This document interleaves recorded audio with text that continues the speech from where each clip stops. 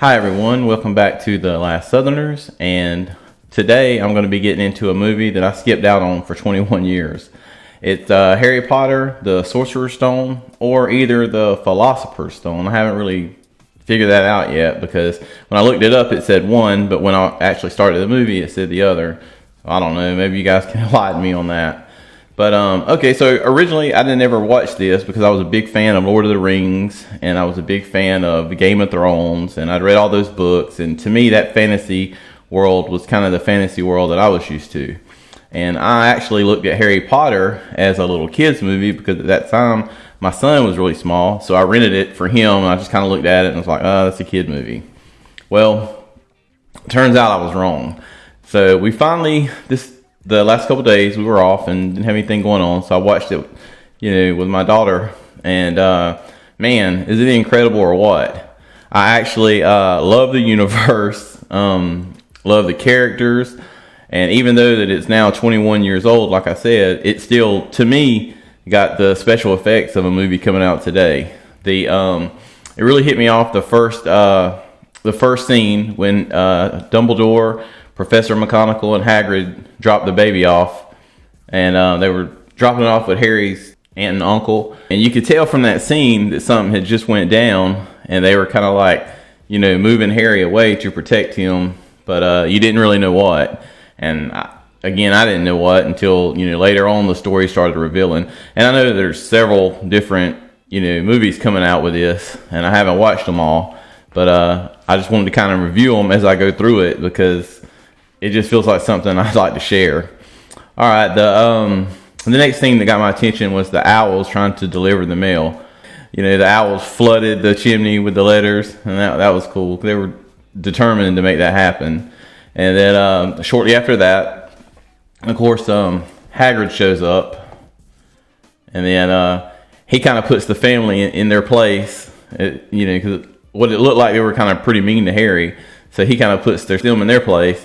And then he also puts a tail on Harry's cousin, and I thought that was kind of crazy. You could tell that Hagrid is like he's like a big lovable father figure to Harry. And really, as the movie went on, it seemed like he's like that with all the kids there at Hogwarts. The next thing that kind of got my attention was when Harry goes, and after he had got his money, when Harry got all his money, and then he went get a wand. And I really like how they did that, the way that the wand actually had to match up with the right person. And the first two wands went horribly wrong, and then all of a sudden Harry gets his wand, and it's a perfect fit. But the guy's all curious, like, why would Harry want this wand? Because I'm assuming that and he leads into that wand was only used by one other person. I'm assuming that was Voldemort. Voldemort actually, is an evil guy, which I'm sure you guys have all watched this because I'm the last person probably on the planet Earth that hasn't watched this. So Harry takes that wand, and they lead me to believe that that's the same wand as Voldemort uses, and then so that was kind of cool. But it also left that little aura. I was like, okay, was Harry evil? Of course Harry's not evil, but the wand picked him, and and the wand's maybe from an evil guy. I don't know. Initial thoughts once they got to Hogwarts was I immediately wanted to go in that castle and be part of that environment. And it actually made me feel young again in a weird way. It made me feel like I was, a kid again watching, looking at all of it. And it actually also makes me want to go to Universal Studios to see it. They have a Harry Potter section down there, and I definitely want to see that. So that's exciting. But initial takeaways was the hat that decides what house that the kids are assigned to. I thought that was cool. I liked it. I like how Harry was talking to it, saying please not Slytherin, please not Slytherin. And I'm assuming that Slytherin is bad. Maybe I'll find out more about that as it goes on. But he was definitely wanting to be in Gryffindor. He got put in Gryffindor.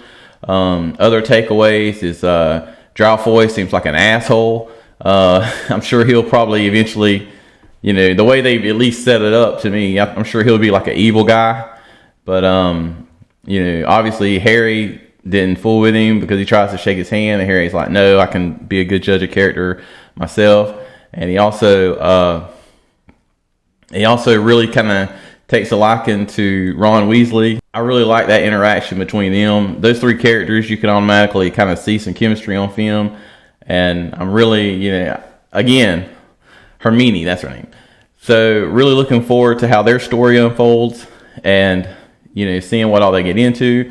The next scene that caught my attention was the troll scene. I like that. That was cool, where they're fighting the troll, and that was when I was like, okay, well, I can get into this. This is some real shit here. And so they're fighting the troll. Harry, of course, jumps on its head, sticks the wand up his nose. The troll drops the mallet or club he has. It hits him in the head, knocks him out. But so that was cool. I can see there's going to be some action, into this series. What next? Quidditch. I didn't really get Quidditch. Maybe you guys can help me along with that. It looks like a game of flying broomstick soccer. They put a lot of emphasis on it in the film. Of course, Harry was the seeker, and his job was to catch the little gold ball. And I don't know how that ties in, or if it's just like their way of putting a sport on there. So I don't really quite understand that yet. Maybe I will more as I get into the next movie, which I'll be watching this week, probably tomorrow actually. What else? Wizard chess. That shit was cool. I like how Ron kind of had a lead role in that, and how the chess pieces actually fight each other. I thought that was great screenplay. That whole scenario leading up to when he fights Quirrell or Voldemort, or both actually, because I guess Voldemort takes Quirrell's head. So leading up to that whole scene where they're headed, to fight him, that was super cool. Like the mirror scene, and I may be skipping ahead, but the mirror scene was really cool.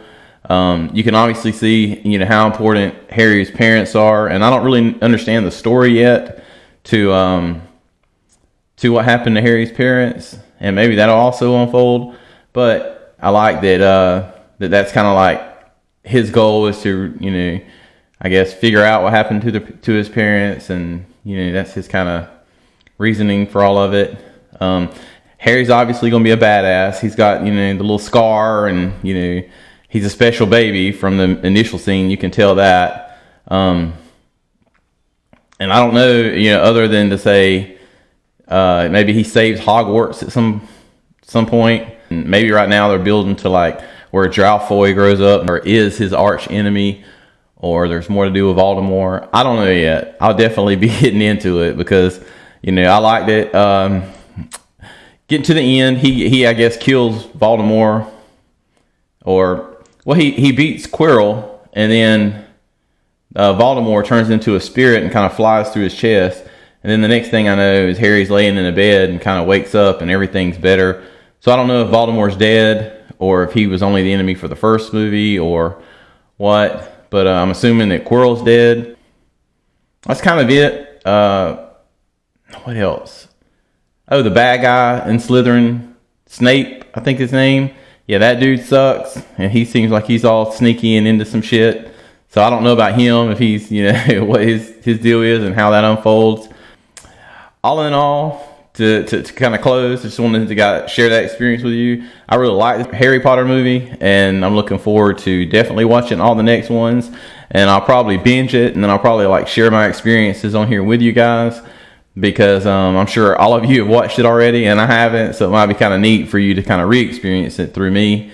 And also, maybe Gabby, I'll have her on and maybe let her explain what Harry Potter is to her. But so far, it seems a really cool movie, really cool world. I want to go visit it. So stay tuned. I'll share with you the next one. Thank you.